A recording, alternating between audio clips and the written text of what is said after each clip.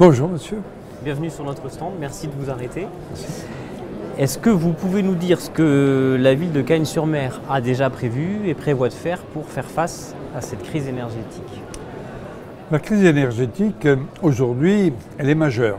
Elle impacte tout le monde et on voit bien que nos concitoyens souffrent énormément. Mais la crise énergétique est aussi quelque chose qui préexistait auparavant avec effectivement une énergie. On a eu le choc pétrolier, ça m'a marqué.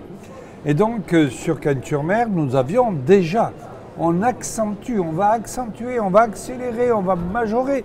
Mais on avait déjà une politique énergétique. Pourquoi? Eh bien parce qu'il y a deux domaines dans lesquels vous avez à la fois une énergie que vous dépensez et deuxièmement le changement climatique. Les deux vont ensemble. Donc vous avez deux domaines de prédilection sur lesquels il faut intervenir sur l'énergie et les dépenses d'énergie, c'est sur la mobilité.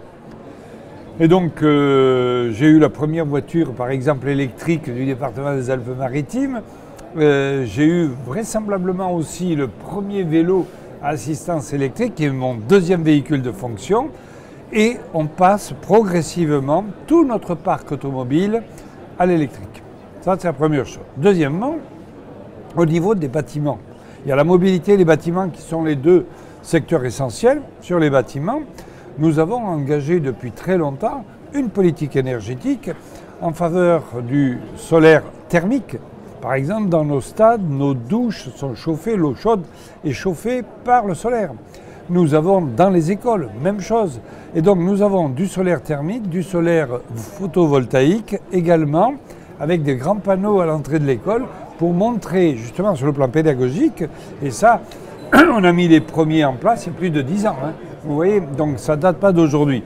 Et aujourd'hui, nous renforçons cette politique-là, compte tenu de ce qui se passe et du coût de l'énergie qui a explosé. Nous engageons des investissements lourds, programmés sur les 7 à 8 ans qui vont venir, pour faire en sorte qu'on ait une isolation maximale de nos bâtiments et faire appel aux énergies renouvelables.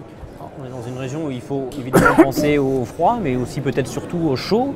Qu'est-ce qu'il est prévu pour rafraîchir les villes? Alors, si vous avez l'occasion de venir faire un saut jusqu'à Cagnes-sur-Mer, vous serez les bienvenus. Vous verrez la cour de récréation de l'école maternelle Renoir, revégétalisée. Alors, nous plantions déjà des arbres. J'ai dû planter, depuis que je suis maire, 1500 arbres. Donc, c'est dire. Bien, nous avons créé, par exemple, 8 parcs urbains qui sont des îlots de fraîcheur, qui produisent à la fois, je dirais, de la fraîcheur, de l'oxygène et des lieux de qualité de vie exceptionnelle. On est en centre-ville. Mais sur l'école, on a revégétalisé la cour de l'école maternelle Renoir.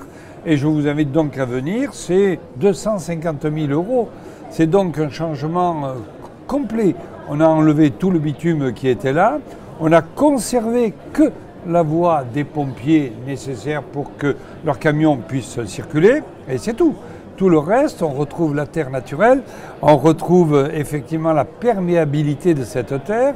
Nous avons récupéré l'eau qui tombe sur le toit dans une citerne pour demain pouvoir arroser sans justement se servir de l'eau.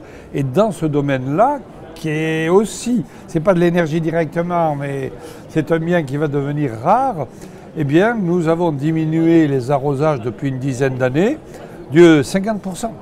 Donc on passe vers des plantes qui nécessitent moins d'eau. On a des systèmes de goutte à goutte et surtout on a un système centralisé qui fait qu'on sait exactement ce qu'on arrose où et comment. Voilà. Merci pour tout ça. C'est moi qui vous remercie.